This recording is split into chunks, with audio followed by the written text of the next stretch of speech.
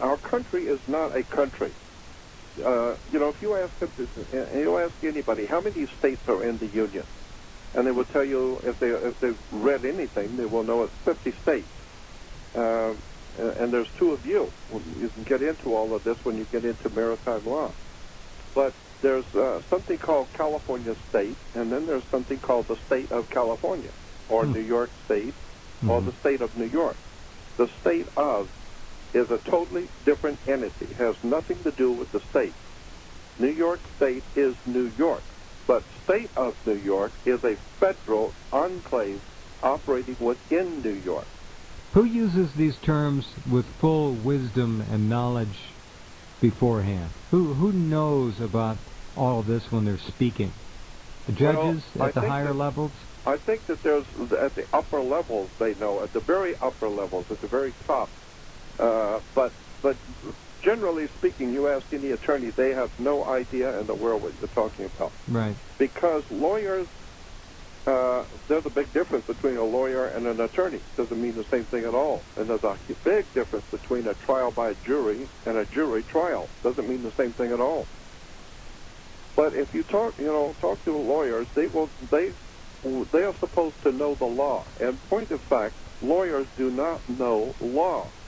They're not taught law. They are taught procedure.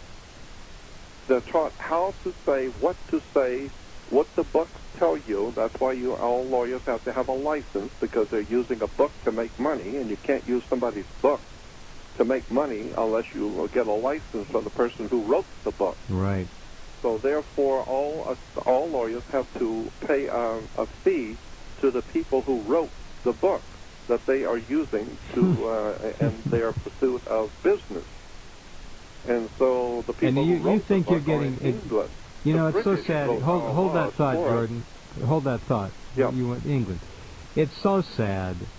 People have a lawyer, and they think that this person is going to go out and fight for them with every ounce of their integrity and strength and knowledge and experience. Nothing could be further from the truth. Nothing. They're going to take your money and follow the procedures, and anything you want to enter is usually considered to be a nuisance and a pain, and it gets in the way. These people, well, go ahead, that's enough.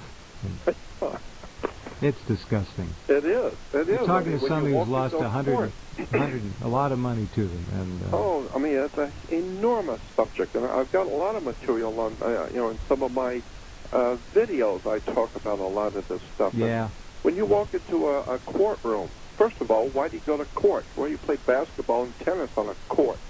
The whole idea in a courtroom is to put the ball back in the other guy's court. So you've got this one team on one side, and that team of lawyers, that team stands up and throws the ball back in the other guy's court. Now that team on the other side, they pick up the ball and throw it back in your court, and the judge is a referee. That's why he wears a black robe. How many people see judges in black robes and never realize what a black robe represents under international law? Nobody knows. Nobody ever questions a black robe. But once you understand what a black robe means and where it comes from and where the word court comes from, and it has to do with the sea, the law of the sea, the law of the ocean, because there are only two kinds of law on the earth. There's one called the law of the land, and one is the law of the sea. And so the law of the land is where people live, and the law of the sea is banking, money, the cash flow, the liquid asset, the law of the sea. But when you walk into a courtroom, you have a fence and a gate.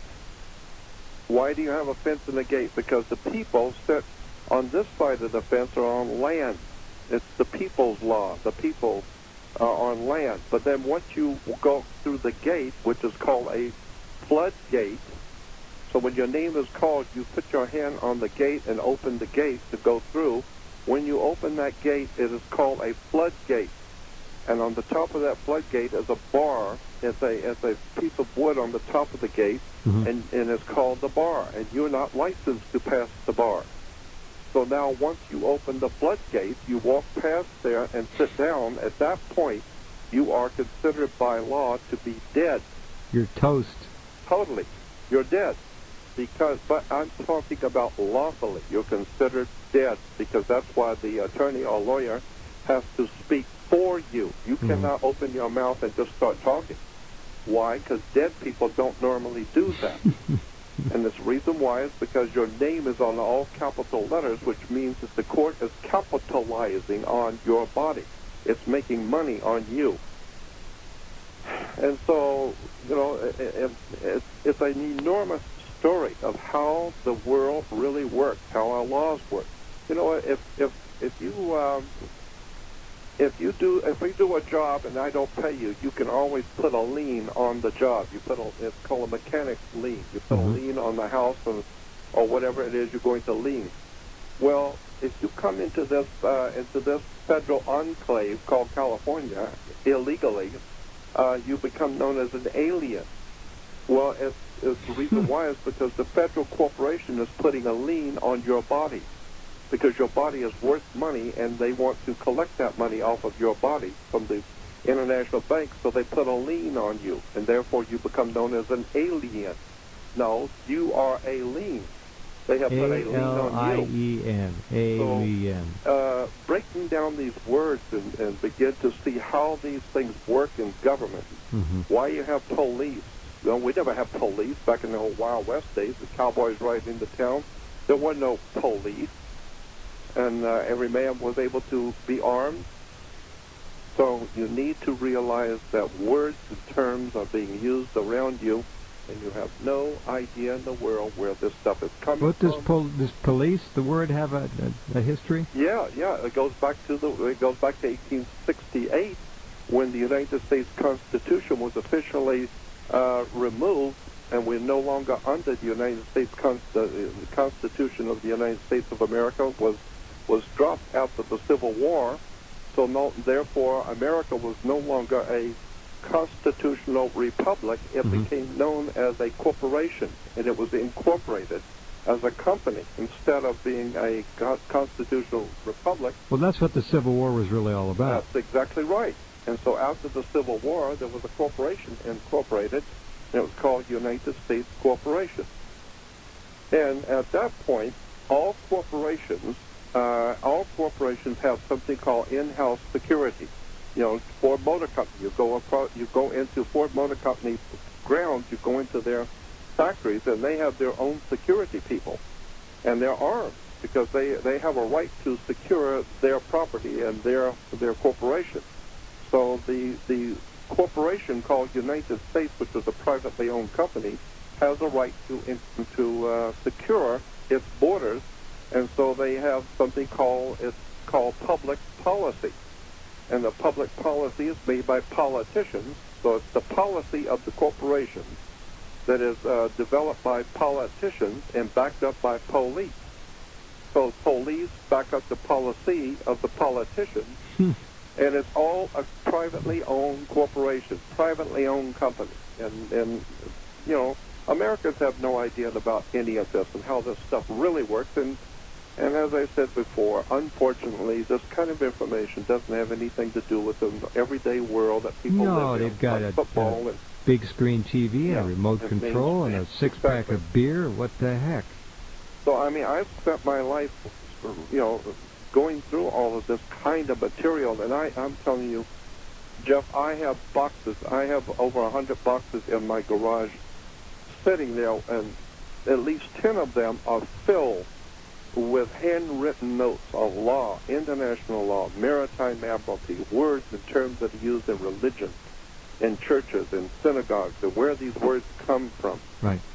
The whole world is well, it's not a national treasure, what you have. And we need to go back and rethink who we are and where did we come from and what's really going on here. And that's why I put so much of this on my website, but nobody seems to actually investigate and go through my website. And let me put a plug in for my website. It's simply JordanMaxwell.com. And the Jordan is like the river. Maxwell, M-A-X-W-E-L-L, Maxwell. So JordanMaxwell.com, go to my links and see. If you're really interested in religion, scroll down in my links till you come to religion, And the first link will be a big link, and it says Christianism.com. Mm-hmm. Click on that, go to that link, Christianism.com, and it's about 6,000 pages of profound research on words and terms and symbols and where everything has come from in the world of religion. It's just an extraordinary site. I've got so much on my website that most people just do not know is there, so that's why I'm making a public appeal. Go on my website, check it all out, go to the links. Well, it's a national treasure. I think your work and the work of Eustace Mullins and a few others, it's so important. And I'm just eternally grateful that it is up on your site and it is on the net.